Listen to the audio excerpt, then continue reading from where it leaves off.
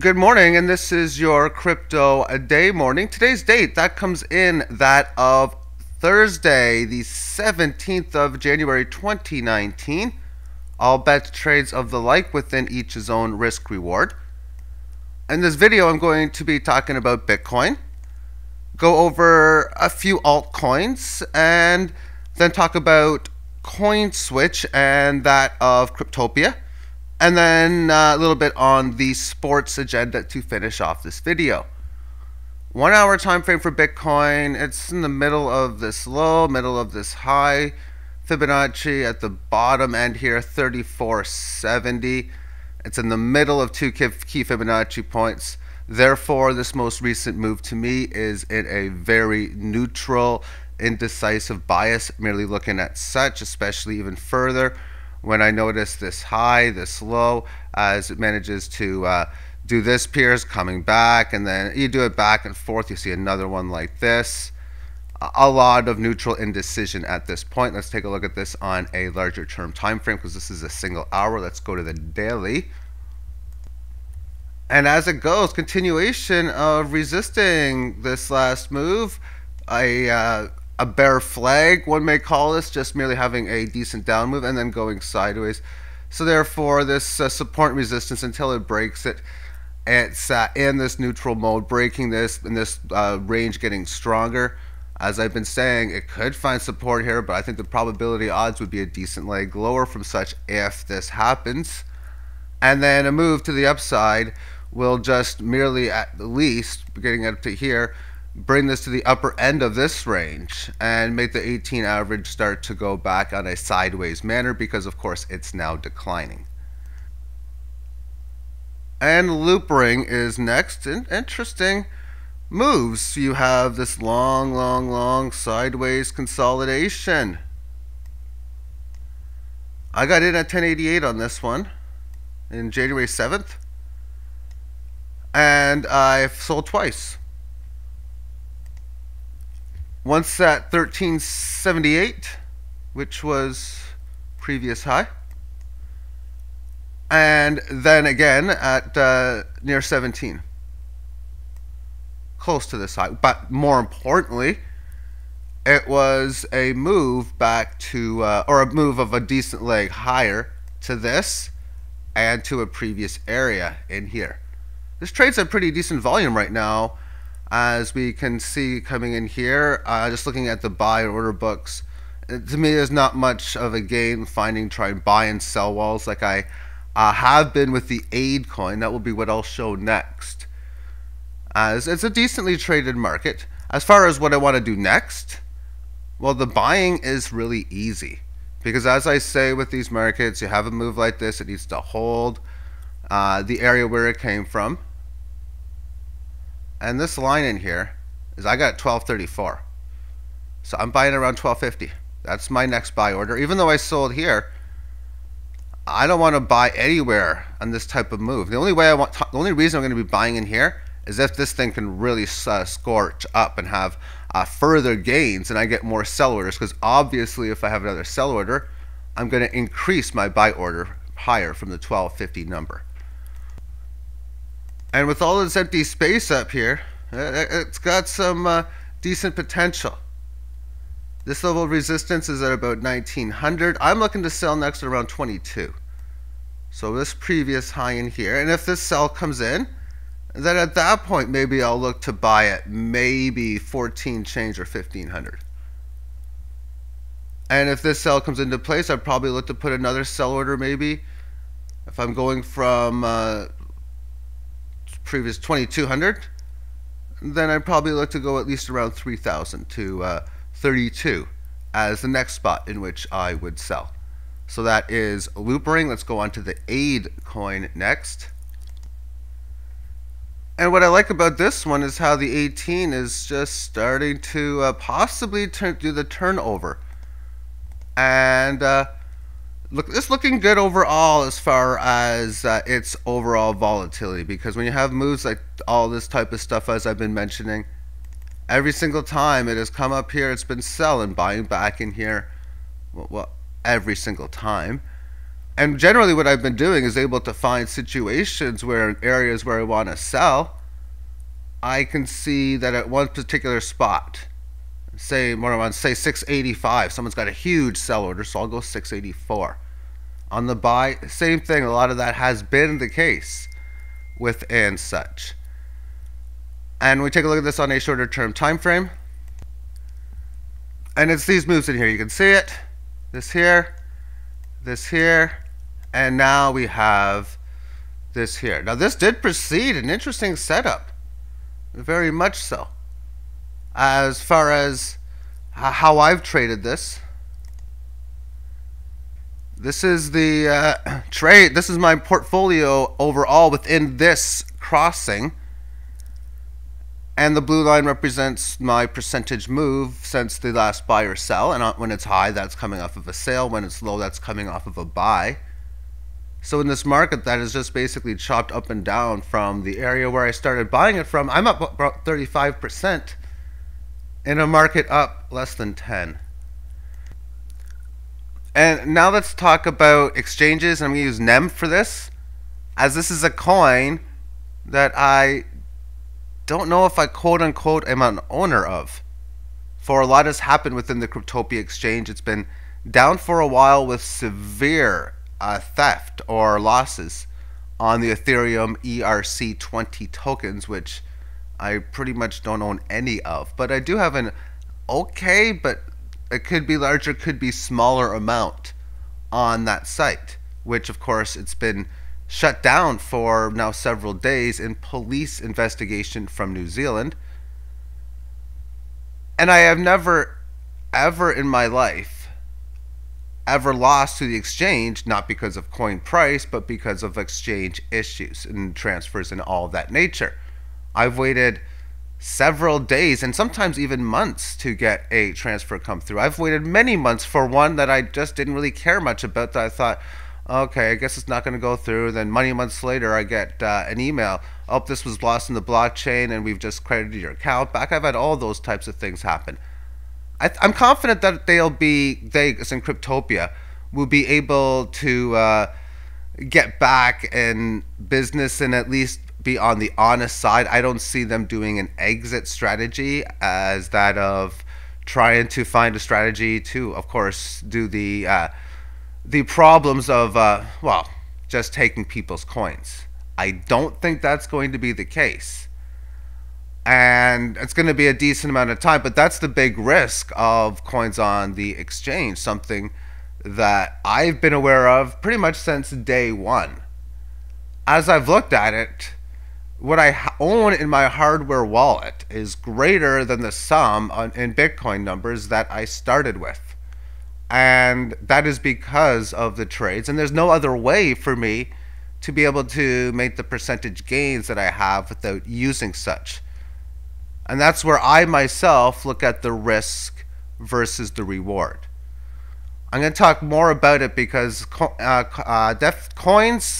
in the big one there, ETN, Electronium, which I own very little of, it's going to be very effective. XBY, which I own, it's not as big a volume, but it's going to be very effective. And any other coins on that site, which are pretty much decent volume ones traded on that site alone mainly, then that's going to be an interesting aspect. But what I decided to do was I heard of a company called CoinSwitch, which can automatically trade one coin for another through the blockchain. And well, I did so with Litecoin,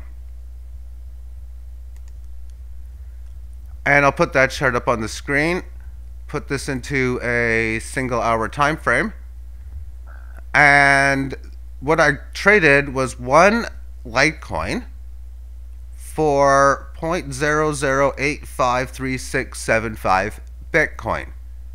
Currently the price is marginally below that. When did I do this? I did this yesterday, not today. At what time did I do this? Well, I was doing this in the earlier part of the day. I think it was when the price was 8. It was about 10 points higher. Because what they were saying was that they could sell it for around 863. That's what they said on the webpage, the best price available. And I looked on another site and I see, well, that's marginally better than what I can sell it for right now, myself. Okay, so let's give it a shot. So what I'd have to do is I would accept the trade, and then they would give me a Litecoin address to send one Litecoin. I took that one Litecoin from my hardware wallet, and I sent it from such. Then they asked which wallet do I want my Bitcoin in, and I took my Bitcoin address from that same hardware wallet rather. And the process took a good 40 minutes overall, getting the first two confirmations on Litecoin and the confirmations on Bitcoin after that. The price really never changed too much during the 20 or so minutes. But I got credited with 853 when the price at the time was about 863, which is a differential of about 1.2, 1.3%. And this is the email I got. Your order of one Litecoin for this, which is that number, has been successfully completed. And they told me, and this is what really is interesting, I saved $7.21 on this transaction by choosing CoinSwitch. $7.21 saving. This coin currently is $30 and change, and yesterday was $31 and change when I did it. That I just find very, very interesting. So the idea was maybe I could just keep on doing that for my wallet and just trade a whole bunch of other coins. I still got to update my firmware for my Trezor wallet because there's so many coins available that I can be putting in there that I'm not. As it updated months and months ago, and I was just looking at it yesterday. Okay, what do I do? And it's like, oh, this looks pretty easy. You just need your private keys, and then a few instructions on how to update for such. But that's what I thought of the idea of just doing that. And unfortunately, I don't see that available as of yet. But I'm definitely looking for alternate ways of doing such as, like, quite frankly, the exchange's net is guaranteed to give me profit. My overall crypto trading game has already guaranteed to get me net profit no matter what, given, of course, what I've invested in and what I've withdrawn in different ways. And, of course, within that, what's in my hardware wallet in Bitcoin versus the Bitcoin that I started with. It's, of course, higher than it was. And yeah, that's always because of how those trades end up working out for me. So that will be it as far as the crypto trading is concerned. And let's talk now about sports and sports betting. Yesterday, oh my goodness, you talk about swings, and I didn't watch any of the game. I didn't watch any basketball game last night. Didn't watch any sports, period. But I do follow it yesterday, and I am pretty much forced. At least I got a good basketball fantasy game, and I won a quite decent amount yesterday.